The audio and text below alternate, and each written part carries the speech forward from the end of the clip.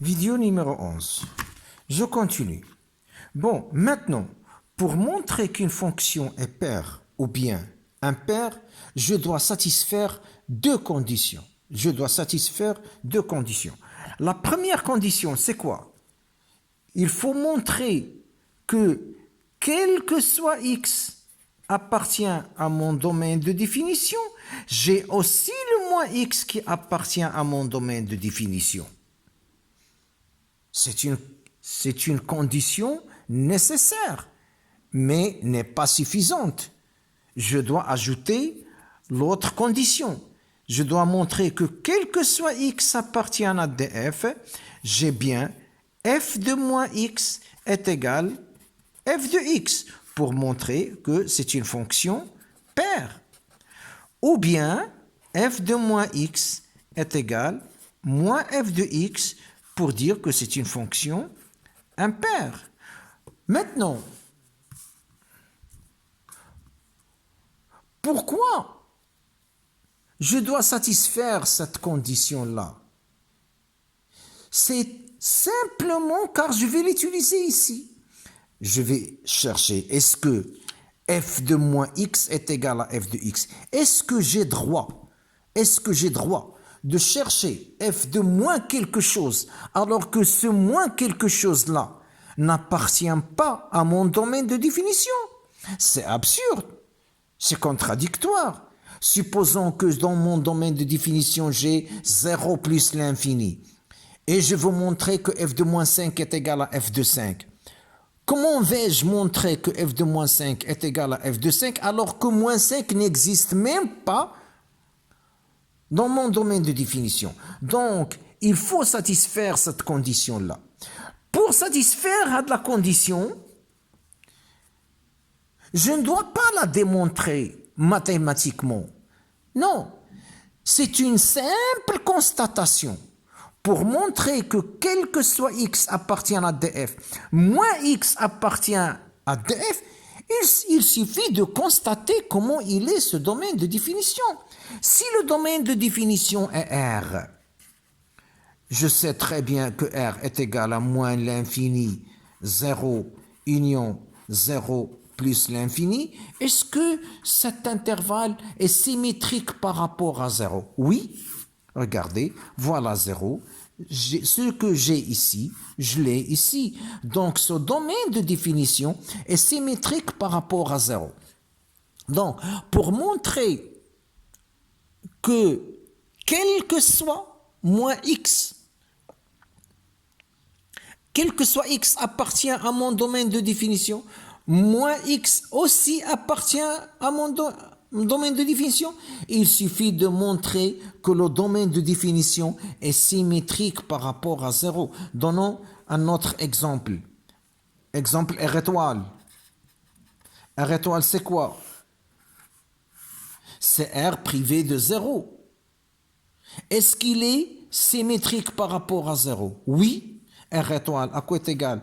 Moins l'infini, 0, union, 0, plus l'infini.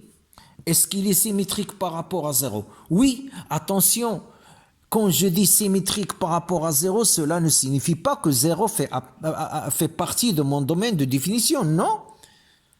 Non, c'est simplement est-ce qu'il est symétrique ou non? Est-ce que ce que j'ai à droite, je l'ai à gauche ou non? Oui, bien sûr, je remarque ici que tout ce que j'ai ici, je l'ai ici. Donc c'est symétrique. Prenons un autre exemple. Moins l'infini, moins 5, union 5 plus l'infini. Est-ce que cet intervalle-là, ou bien ce domaine-là, est-ce qu'il est symétrique par rapport à 0? Je vais voir. Moins 5, 5. Regardez comment j'ai moins l'infini moins 5 et j'ai 5 plus l'infini. Et voilà 0. Je n'ai pas cette partie-là.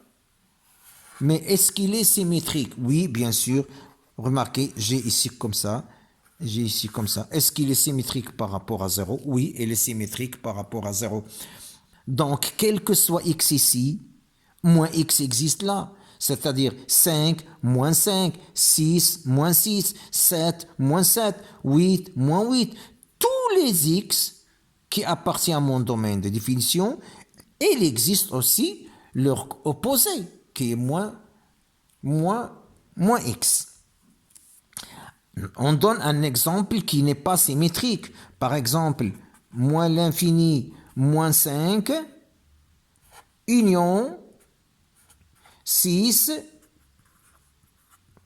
plus l'infini. Remarquez que j'ai ici des nombres qui n'existent pas dans l'autre partie. 0, moins 5, moins 6, et ainsi de suite. Ici, 5, 6. Mon domaine de définition, c'est quoi? C'est moins l'infini, moins 5, union 5 plus l'infini. Regardez, j'ai ici des nombres ici qui n'ont pas leur opposé ici. Toute cette partie-là n'a pas son opposé ici.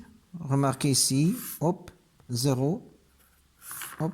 Remarquez bien que ce n'est pas symétrique. Il existe donc une infinité de points ici. Attention, un segment comporte une infinité de termes. J'ai ici un segment de mon domaine de définition dont son opposé n'existe pas. Donc il existe par exemple, il existe moins 5,5 qui appartient à mon domaine de définition, mais 5,5, la voilà, n'appartient pas à mon domaine de définition. Donc ici, je ne vais pas essayer de passer à la deuxième condition. Puisque cette condition, elle est nécessaire. Mais elle n'est pas suffisante, bien sûr. Il faut aussi cette condition. Mais vu maintenant que la première condition n'est pas satisfaite, ce n'est pas la peine que je vais chercher moins f de moins x. Si x, je trouve des x qui appartiennent à mon domaine de définition tels que leur opposé des x qui appartiennent à mon domaine de définition tels que leur opposé n'appartient pas à mon domaine de définition, ce n'est pas la peine que je passe à la deuxième. Je dis directement que cette fonction n'est ni paire ni impaire. Pourquoi? Car la première condition, la condition nécessaire, n'est pas satisfaite.